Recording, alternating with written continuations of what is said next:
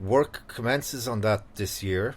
So the two big sections that our construction work starts on in October this year will be Clifford Lines Hotel to Sallins. Yeah.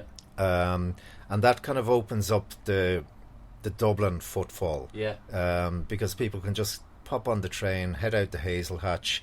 Get the bikes. Yeah, maybe hire a bike or walk or whatever way they want to do it. They can come down to Sallins and they can jump back on the train and they're back into the city. The section from Robertstown to Athy is also construction starts this year. Is that going along the Grand as well? No? That's going along the Barrow line of the Grand Canal. Yeah. I mean, because I've stood in the Hill of Allen once, and I remember looking down and I was seeing a canal, but I wasn't sure where it was going or what was it the Grand or the Royal? But that's a tributary of the Barrow or something, is it? Or no, it's still part of the Grand Canal system. So, like if you imagine the canal, the high point of the canal is the Robertstown area. That's the summit level. Yeah, and it is a hill. It slopes and, then. It gets its main feed of water coming in there from the Milltown feeder from the springs at Pollardstown. Right. So the 7 springs there were tapped into a small canal line. That's why it's a clean source of water. That's it. People forget, and I do the tours up in Dublin sometimes, and we're going through the canal, and obviously we're in an urban environment, and I remind people on the tours that this is fresh water, isn't it? The canal. Yeah, canal water spring. But then so then from the summit level, it'll flow downhill east to Dublin, stepping down through the locks. It'll flow downhill west. So each lock reduces, it slopes it down. It'll take a step down from the summit level. Yeah, so because it's got if you imagine the level we're on here in Sallins now, above sea level is about the height of the spire in O'Connell Street in Dublin. Okay. So if it was a free flowing and was just taken, these were horse-drawn barges. Yeah. So you want a gentle flow, but you can't have a fast flow. Okay. So there's always a gentle flow. Very specific. Yeah, and well engineered. But it also there's another line that comes off the summit, which is the Barrow line, which connects the River Barrow. Which means that you can go from Robertstown on the Barrow line down through Vickerstown, Monasterevin, get onto the river at Athy, and then from Athy you'll head out to New Ross. So destinations wise, from say basing ourselves in Sallins, when that Greenway comes in, you've got Shannon. Yeah. The Shannon. Where will we meet the Shannon? Would that be in County Offaly? Or You'll like meet in Shannon Harbour, County Offaly. Yeah. That'll be which is near Banagher. Would that be a Banagher. day's cycle or longer? I think it would be nice over 2 days. I think it'd be really nice. Like the Grand Canal goes through the bogs in the Midlands, and I've done it by barge. When you're in that environment, there are no roads. There are no, the only way you're going to get to see this environment is from the canal. Yeah. So I think a really nice thing to do would be head off on your bike and your backpack and your tent and spend the night along the towpath in the bogs in the Midlands, and then head on down to Shannon Harbour, and then you could get over to Banagher and maybe get a bus back, or there's. Do you see stop-off points being developed in the next few years, or do you think it's just going to be wild? No, I think it will evolve. Like Sallins does okay because of everything that's going on in recent years, but I think the next small town to benefit will be Robertstown. Yeah. Set up a little hostel there or something. Yeah, like that. there's and down the line, like you've got some derelict lock houses along the way that could come back into play. You could have glamping sites created. Yeah. You can have there's already an increase in activities like kayaking and paddle boarding and all that. Yeah. So and I think communities are getting ready for it. So even in Robertstown, like many people in Kildare would have had their first experience on a barge in Robertstown. Yes, I remember there was barge trips in the 80s. The Eustis would have been an old commercial barge, and that stopped operating about 20 years ago, maybe a bit more, and it was condemned by the new kind of rules and regulations for passenger boats came into play, and it failed. Right. But it's been restored, and the restoration is happening now. Same boat. Wow. It needs some steel work, some replating, but it's getting done. It's the local community that are doing it. So that will be back in operation. You have the old hotel up there where they used to, I remember as a kid, there was a falconry there, and there was a coffee shop downstairs, and Robertstown is a very distinct evening look. When you arrive in Robertstown, it looks different. Like it was a canal harbour town. That was a hub. So, so places along the way like that are going to see a kind of because they're going to put a lot of money. They're spending millions and millions on this greenway development, and it will be marketed. And what's the material they're using for the actual pathway? It's a hard surface. I know somebody described it to me recently as being a bit like the kind of surface you might find on a children's playground. Yeah. Where it's a hard surface, but it has a little bit of soft in it. And is there any reservations, environmental or wildlife or anything like that? I don't think so. I don't think it'll have an impact. Like everything, it has. It'll always have a I know there was a lot of issues about doing that along the Barrow. Yes, I remember that. Yeah. The Barrow is a natural free-flowing river and can go into flood. And if this got flooded, the attraction is walking along the bank. And then but then would there be damage? The floods can cause damage, but the Grand Canal, it's a very, very, very rare event that it can flood. And it's usually an accident.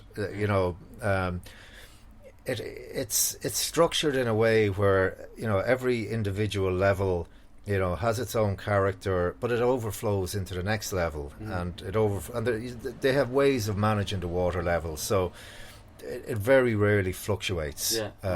So you won't really have that as a potential problem for the Grand Canal Greenway. So I think in 5 years' time it'll be a very different picture in terms of activity along the canal. The boating population will continue to grow. Other activities will continue to kind of pop up along the way, and the walkers and the cyclists will come because the path is going to be laid out for them.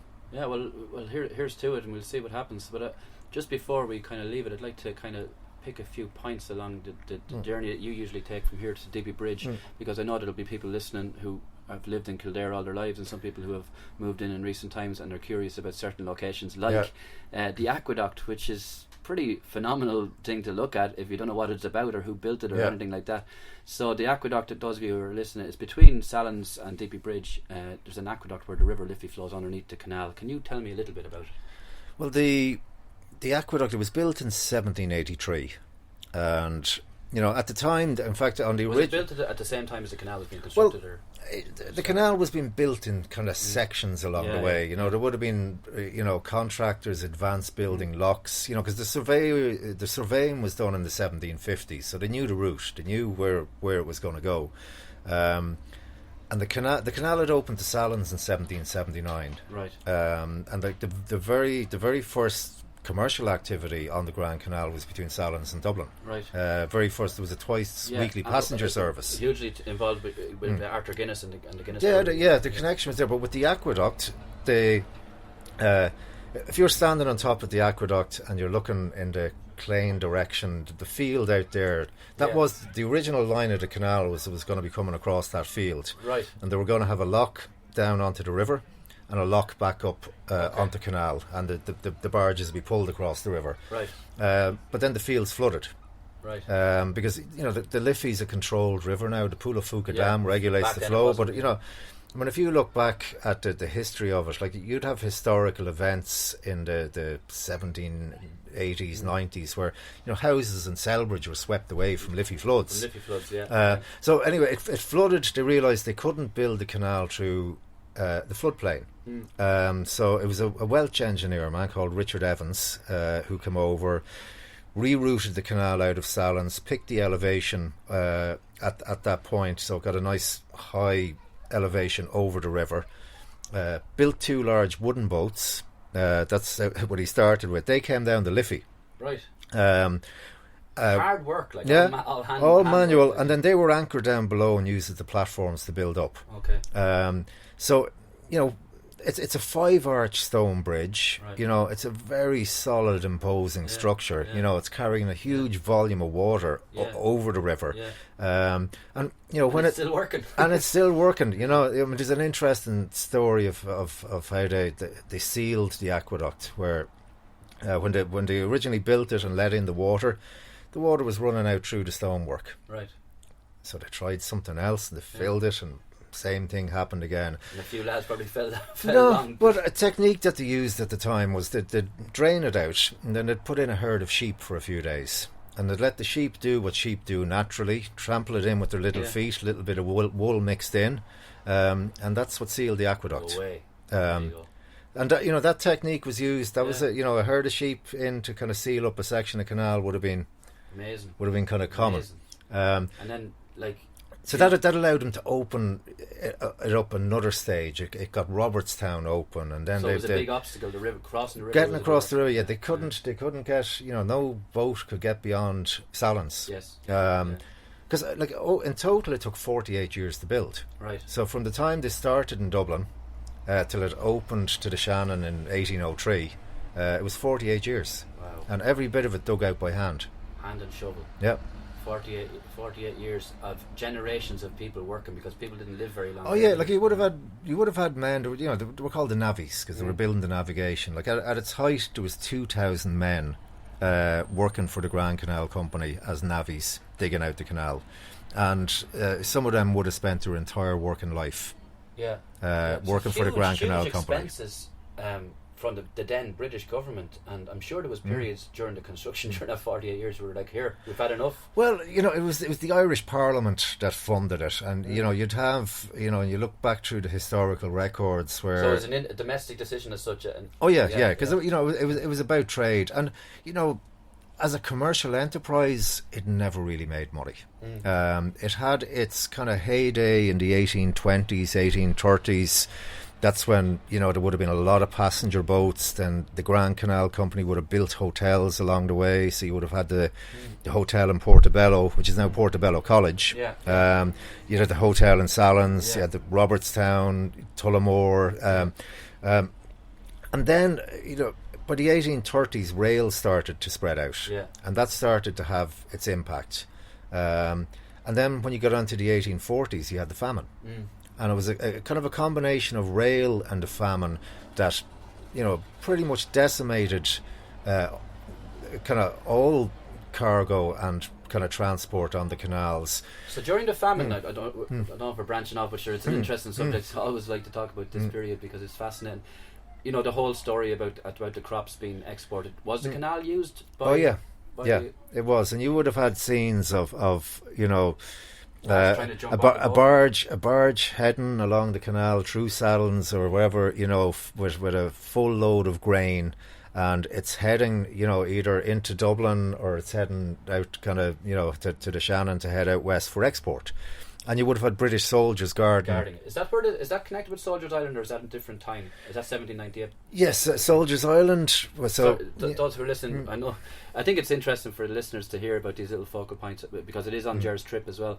When we were growing up in Sallins, Soldiers Island was this little island that where the canal goes off to Naas and goes off to Robertstown, kind of splits, am I right? Yeah. And there's a bit of an island, and we refer to it as Soldiers Island, and I had visions in my head as a child of these soldiers guarding the island, but it does come from soldiers. Soldiers were there, is that right, Ger? Yeah, it was 1798, so if you can, by 1798, Sallins and Naas were very kind of active in hubs. The well, there were, in terms of cargo and transport in the canal, there was a lot of activity going on.